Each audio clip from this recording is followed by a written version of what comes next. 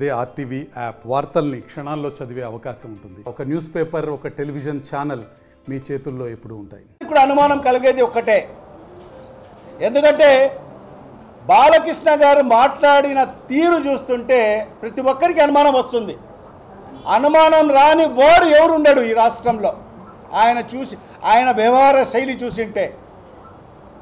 ఎందుకంటే శాసనసభ అనేది ఎంతో గౌరవప్రదమైన ఒక దేవాలయంతో సమానంగా భావించే శాసనసభ అది. మరి అలాంటి శాసనసభలో ఒక శాసనసభ్యుడిగా ఉండి అక్కడ ఈ రాష్ట్ర ప్రజల గురించి ఆలోచించాలి, ప్రజల శ్రేయస్సు గురించి ఆలోచన చేయాలి, ఈ రాష్ట్రాన్ని ఏ విధంగా అభివృద్ధి పదంలో ముందుకు తీసుకెళ్లాలని ఆ విషయంలో చర్చించాలి. కానీ మరి ఇలాంటి అనవసరమైన సబ్జెక్ట్ మీద మరి మాట్లాడి మరి ఒక 5 ఏళ్ళు ముఖ్యమంత్రిగా పనిచేసిన వ్యక్తిని మరి ఈరోజు కోట్లాది మంది అభిమానులు ఉన్న ఈరోజు ప్రజాదరణ కలిగిన వ్యక్తి జగన్మోహన్ రెడ్డి గారు. మరి అలాంటి వ్యక్తిని మరి ఈరోజు అలాంటి వ్యక్తి పైన మరి అలాంటి వ్యాఖ్యలు చేయడం చూస్తుంటే మరి ఆయన ఏదో తాగి వచ్చినట్టయితే మాకైతే అందరికీ అనుమానంగా ఉంది. ఎందుకంటే చాలామంది చెప్తుంటారు, అంటే నాకైతే తెలియదు కానీ దాని గురించి. మరి ఆయన ఏదో మ్యాన్సన్ హౌస్కు బ్రాండ్ అంబాసిడర్ అంట. ఆయన మ్యాన్సన్ హౌస్ ఒక కంపెనీ, అంటే బ్రాందీ కంపెనీ, అది లిక్కర్ కంపెనీ, దానికి ఆయన బ్రాండ్ అంబాసిడర్ అంట. అంటే బ్రాండ్ అంబాసిడర్ అంటే ఎల్లవేళలా 24/7 మరి ఆ లైవ్లో ఉంటాడా? అది మ్యాన్సన్ హౌస్ వేసుకొని లైవ్లో ఉంటాడా? బ్రాండ్ అంబాసిడర్ ఉన్నంత మాత్రాన 24/7 వేసుకొని ఉంటారా? అట్లే కనిపిస్తూ ఉంది. మరి ఆయన మాట్లాడుతున్న మాటలు కానీ, ఆయన నిలబడిన స్టైల్ కానీ, మరి ఆ డ్రెస్ కోడ్ కానీ, 2 చేతులు జేబులో కట్టుకొని మరి అదేవిధంగా మరి ఎవరు కూడా ఇంతవరకు మేము చూడలేదు. మేము కూడా 10 ఏళ్ళు శాసనసభ్యుడిగా పనిచేయడం జరిగింది. శాసనసభలో ఎవరు కూడా గగుల్స్ పెట్టుకుని వచ్చిన పరిస్థితి లేదు. మరి అలాంటి గగుల్స్ని ఎక్కడైనా కళ్ళకు పెట్టుకుంటారు గగుల్స్. మరి ఆ గగుల్స్ నెత్తికెక్కాయి, కళ్ళకు కూడా నెత్తికెక్కి మరి ఎవరు అనేది తెలియకోకుండా మరి ఆయన మాట్లాడడం చాలా దారుణం అని చెప్పి కూడా ఈ సందర్భంగా తెలియజేసుకుంటున్నా. కోట్లాది మంది ఆంధ్ర రాష్ట్రంలో వైఎస్ఆర్ కుటుంబ అభిమానులు కానీ, రాజశేఖర్ గారి అభిమానులు కానీ, జగన్మోహన్ రెడ్డి గారి అభిమానులు కానీ ఎవరు కూడా సహించే పరిస్థితి లేదు. మరి అదే కాకుండా ఒక ప్రముఖ నటుడు చిరంజీవి గారి నుంచి కూడా వాడు వీడని మాట్లాడడం జరిగింది.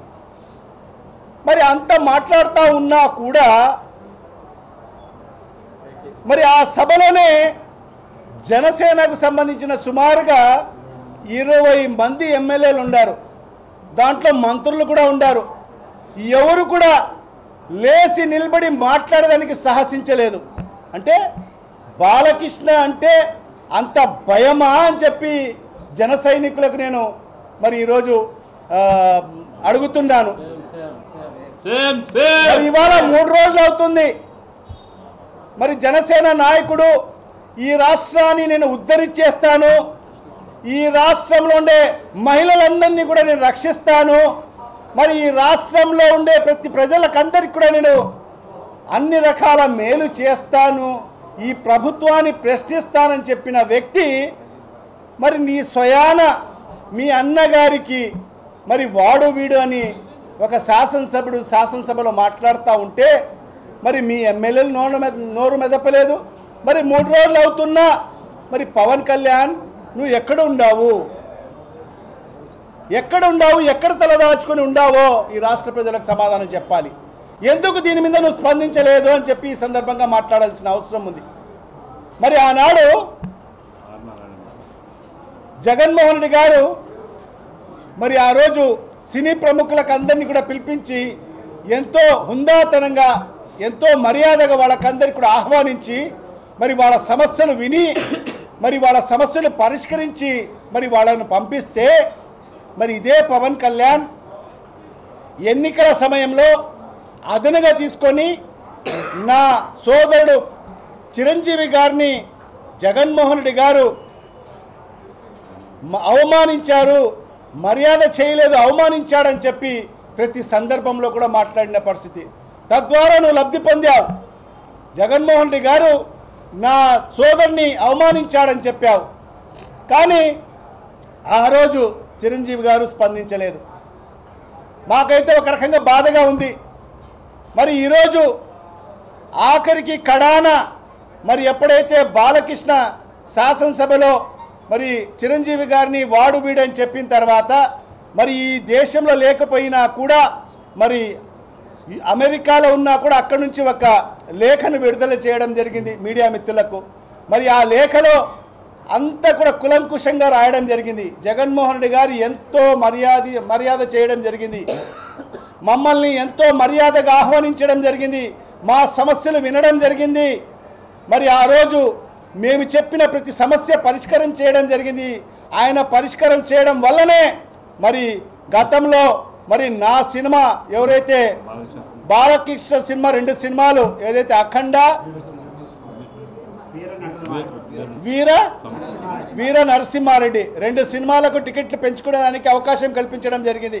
మరి అదేవిధంగా చిరంజీవి గారి సినిమా మరి వాల్టేర్ వీరయ్య కూడా మరి టికెట్ల ధరలు పెంచుకోవడానికి అవకాశం కల్పించడం జరిగింది. మరి ఆ రోజు ఆ సభలో కూడా చెప్పడం జరిగింది జగన్మోహన్ రెడ్డి గారు క్లియర్గా. ఇప్పుడు కూడా విజువల్స్ కూడా ఉన్నాయి. అన్నా మీరందరూ కూడా మరి హైదరాబాద్ వదిలేసి వైజాగ్కి వచ్చేయండి, మీకు అందరికి కూడా స్టూడియోలు కట్టుకునేదానికి ప్రభుత్వం ఉచితంగా స్థలాలు ఇస్తానని చెప్పి కూడా ఆ రోజు జగన్మోహన్ రెడ్డి గారు డిక్లేర్ చేయడం జరిగింది. మరి అంత మర్యాద చేసిన వ్యక్తిని మరి మర్యాద చేయలేదని చెప్పి అవమానించారని చెప్పి ఆ రోజు పవన్ కళ్యాణ్ మాట్లాడడం జరిగింది. మరి ఇప్పటికైనా చిరంజీవి గారు స్పందించినందుకు వైఎస్ఆర్ కాంగ్రెస్ పార్టీ నాయకుల తరఫు నుంచి ఆయనకు కృతజ్ఞతలు తెలియజేసుకుంటూ మరి ఇవాళ చిరంజీవి గారు స్వయాన మీ అన్నగారు స్పందించి మాకు జగన్మోహన్ రెడ్డి గారు మాకు ఎక్కడ అవమానించలేదు, మాకు ఎంతో మర్యాద చేశారని చెప్పి ఏదైతే దానికి ఫుల్ స్టాప్ పెట్టారు.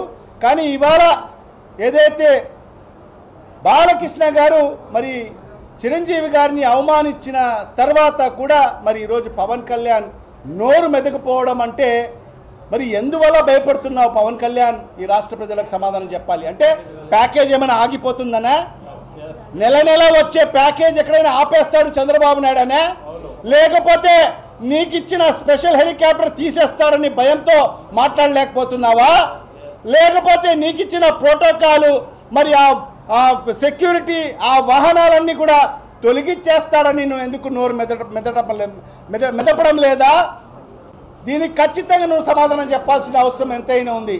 ఎందుకంటే ఆయన మానస్థితి రోజుకు రోజుకు పెరిగిపోతా ఉంది. పిచ్చి ఎప్పుడు కూడా ఒకసారి పిచ్చి వచ్చేస్తే తగ్గిపోదు, అది ముదురుతూ ఉంటుంది, స్టేజ్ బై స్టేజ్ ముదురుతూ ఉంటుంది.